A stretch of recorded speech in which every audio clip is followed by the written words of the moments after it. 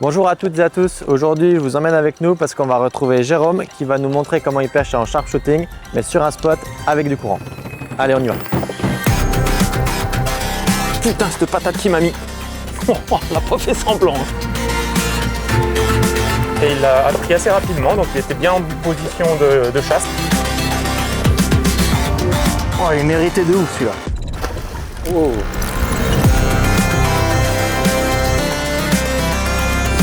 Oui.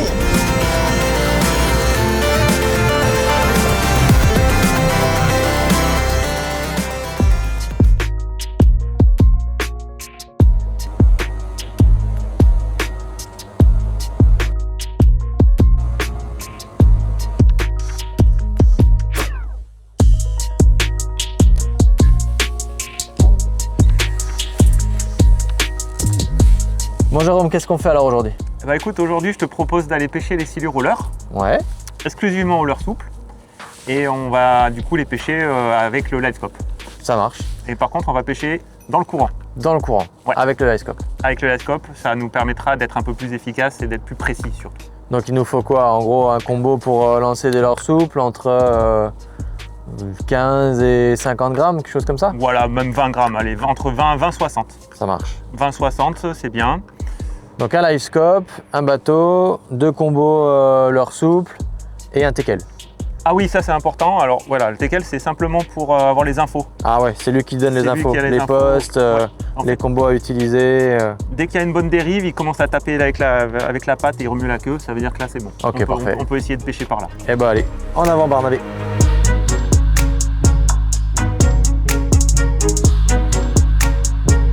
En gros, je vais me laisser un peu partir et je vais me retourner un peu par là-bas. En fait, le plus important quand tu pêches au livescope comme ça, c'est de se positionner par rapport au poisson. Il faut se mettre dans le bon angle pour pouvoir lui passer le leurre bien comme il faut. Il vaut mieux passer du temps à se positionner qu'à lancer tout de suite sur le premier truc que tu vois, même si il est toujours par là-bas. J'ai essayé de le mettre sur juste le leurre, le fluo. Oh. Putain, cette patate qui m'a mis. Oh de Dieu. La prof est semblant. Ouh, là c'était la vraie touche. Hein. Oh mon Dieu. C'est pas si pire. J'ai dit pour essayer de le choper, mais je garde le leurre suspendu, tu vois. C'est bien. Est-ce que c'est celui qu'on a vu qui a pris? Je sais pas. Eh si, je l'ai vu au ferrage, il s'est barré. C'est celui que t'avais. Hein. J'étais en train de tourner la sonde. J'ai pas failli lâcher la canne, mais quasiment, parce que je m'y attendais pas. Mais bon, c'est mieux comme ça. Ouais.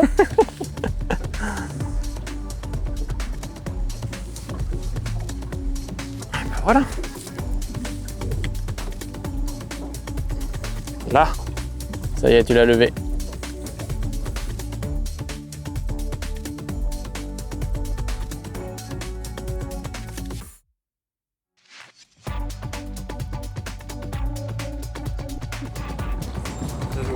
Et ben voilà, je suis content, tu vois, en fixant et en remontant le courant, c'est comme ça qu'il faut les attaquer, quoi.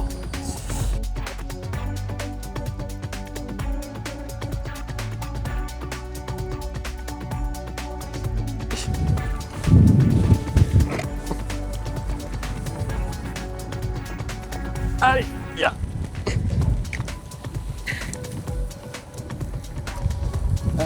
Calpel. Merci, assistant.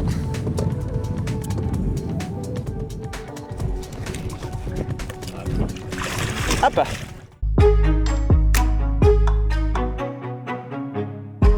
Jérôme, t'as repéré un poisson, qu'est-ce que tu lances pas direct dessus là? Alors ouais, là pour le moment, tu vois, j'essaye de positionner par rapport à lui.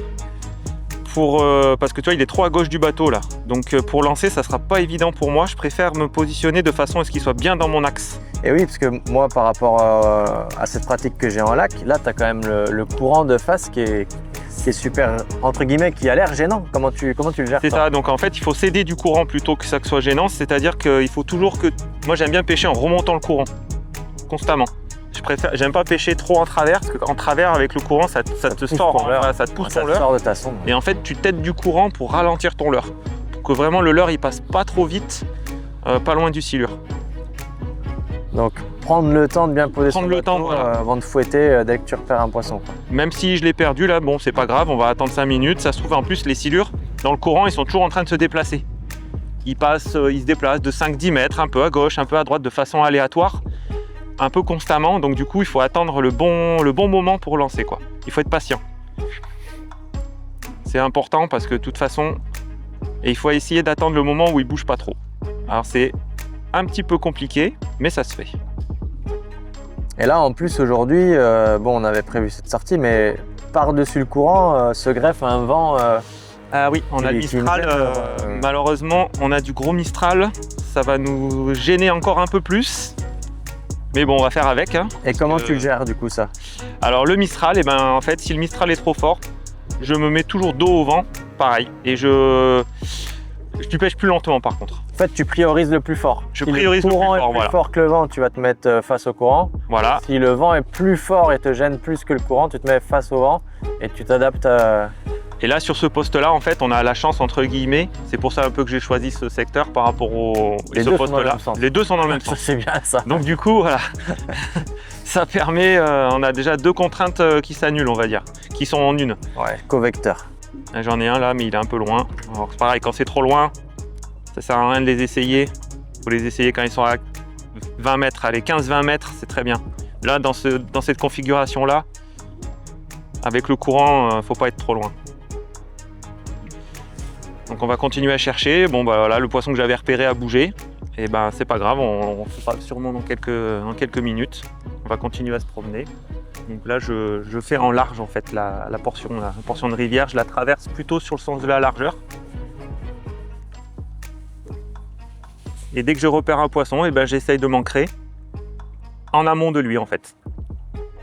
À peu près, idéalement à 20 mètres de lui en amont. Et en fait, grosso modo, c'est ça qui est le plus compliqué. Outre après le fait de lancer à la bonne distance et de récupérer à la bonne vitesse. Ouais, finalement, c'est la conduite du bateau. Avant tout, le placement, on va dire. Comme la pêche en verticale, en fait. Comme la pêche en verticale. On se concentre souvent sur l'action motrice du pêcheur, de la main sur la canne, mais l'action du pêcheur quand tu pêches du bord aussi, c'est pareil, tu vois, tu dois te positionner à un endroit stratégique pour lancer par rapport au courant, bah, c'est un peu la même chose. Sauf que là, l'avantage avec le bateau, c'est qu'on peut se mettre un peu où on veut. Du bord, tu peux pas forcément.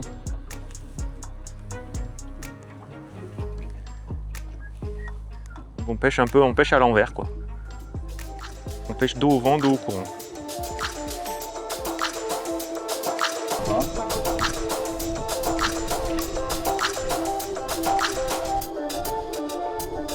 Voilà, c'est bien, il est rouge.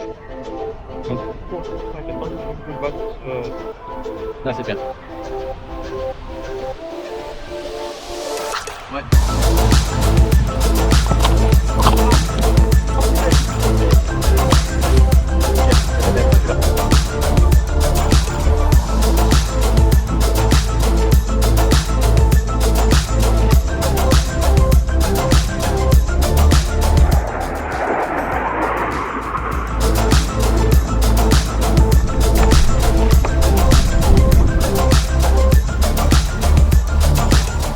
Nickel, bah merci Lilian de m'avoir sorti le poisson, Avec m'avoir aidé à le sortir jusqu'ici pour le laisser dans l'eau. Comme il fait chaud là, on préfère les laisser dans l'eau, on les met pas dans le bateau parce que c'est pas très bon pour eux. On les met pas dans le bateau puis on les soulève pas trop non plus. Voilà, on les tient juste dans l'eau. Puis c'est bien pour nous aussi, on en profite pour faire une petite baignade, ça fait du bien. Voilà, bah, un poisson qu'on a pris au shad. Ouais, avec le shad. Avec le shad il a pris assez loin, il était près de la surface, il était à 3 mètres sous la surface, dans à peu près 10 mètres d'eau. Et voilà, le fait d'avoir lancé un peu, il a suivi un peu le leurre et il a pris assez rapidement, donc il était bien en position de chasse à mon avis. Et voilà, bah, le chien il va lui faire un petit bisou. Attention, il va te manger.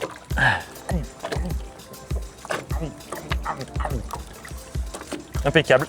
Voilà, bien content d'avoir pris ce poisson au leurre, ça fait trop plaisir. C'est l'intérêt d'avoir un shad qui est bien trapu avec une grosse caudale, ce qui fait qu'avec un grammage moyen de 20 grammes, ça permet d'avoir une grosse bouchée mais qui va rester Tu vas rester longtemps dans la en surface. Voilà. Tu vas rester longtemps sur la couche d'eau supérieure. Et en fait, ce qui est bien, tu vois, quand on pêche comme ça, c'est d'avoir deux cannes. Ouais, deux combos. Un Une combo montée avec un leurre profilé qui va profond. un 60 grammes en grub qui va pêcher de 5 mètres à 10 mètres. Un petit peu profond. Et Et un shad en 20 grammes qui va pêcher de 1 à 5 mètres. Voilà, comme ça au moins on est paré parce que tu as vu, ça va vite. Hein. Et les deux avec la même vitesse de récupération, surtout ça qui est à peu important. près, voilà. Faut que ça reste le plus longtemps possible dans la zone du poisson, quoi. Mais ça reste une stratégie de pêche compliquée là, avec Avec le courant, le vent, Et ouais, les clapots sur le bateau. mais on s'en sort quand même, c'est cool. Ça fait plaisir. Voilà. Impeccable.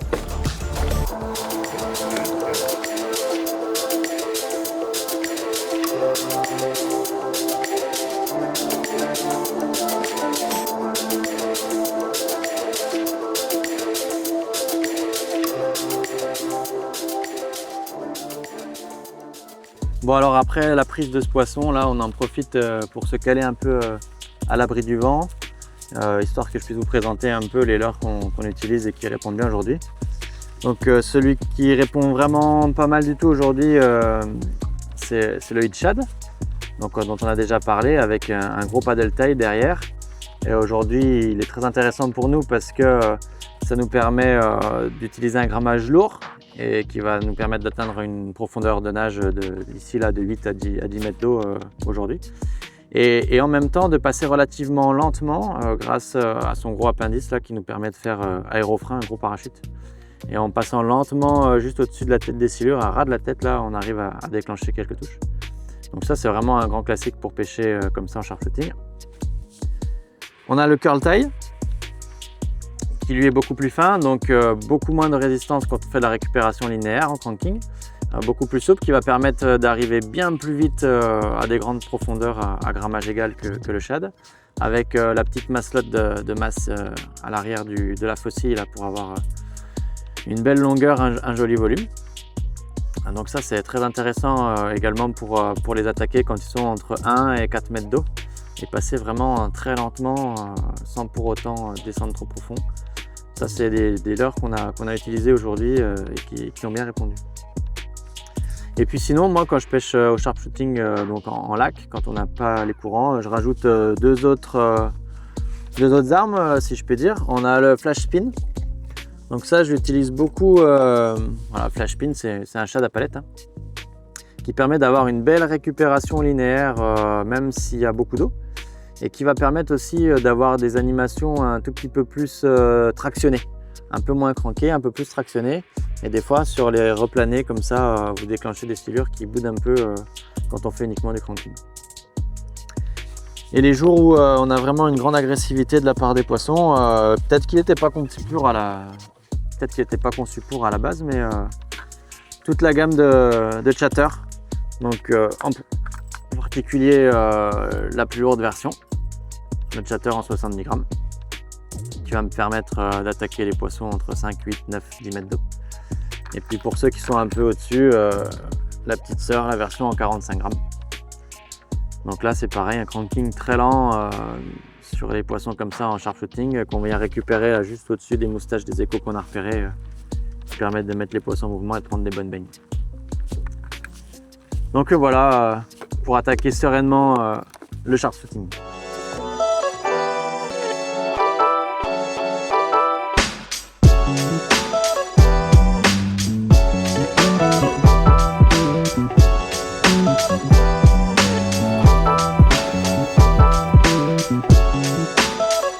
Ça va trop vite. Ouais.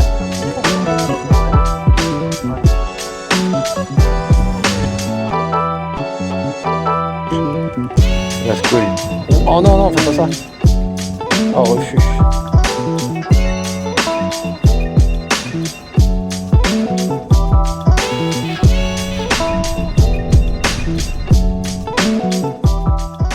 Allez, suis.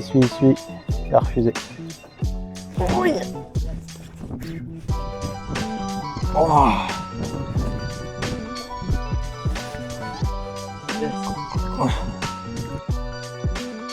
Bien joué. Oh, il est mérité de ouf celui-là.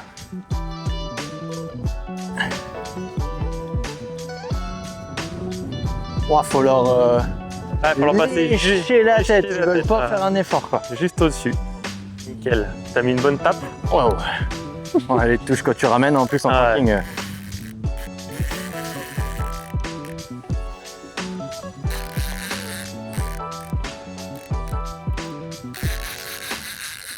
Tu vois là, c'était bien d'avoir changé. Même grammage, mais passage de descente beaucoup plus lente. Du coup, je peux prendre le temps de passer doucement devant lui en descendant.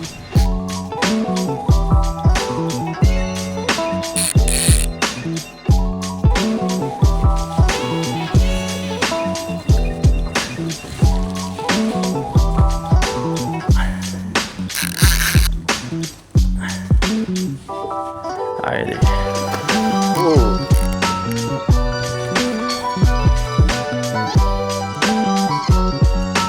Belle. Le coup de nez, hein. Ouais. Juste bon coup sur de le nez. devant, là. Touc. Et oxygéné le pépère là. Ouais, il est pleine forme. Pleine forme.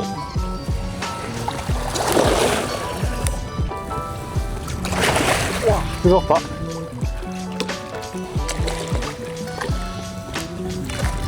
Attention, le trip il est sale. Hop. Là. Hop, tu peux enlever. Ouais. Hop là.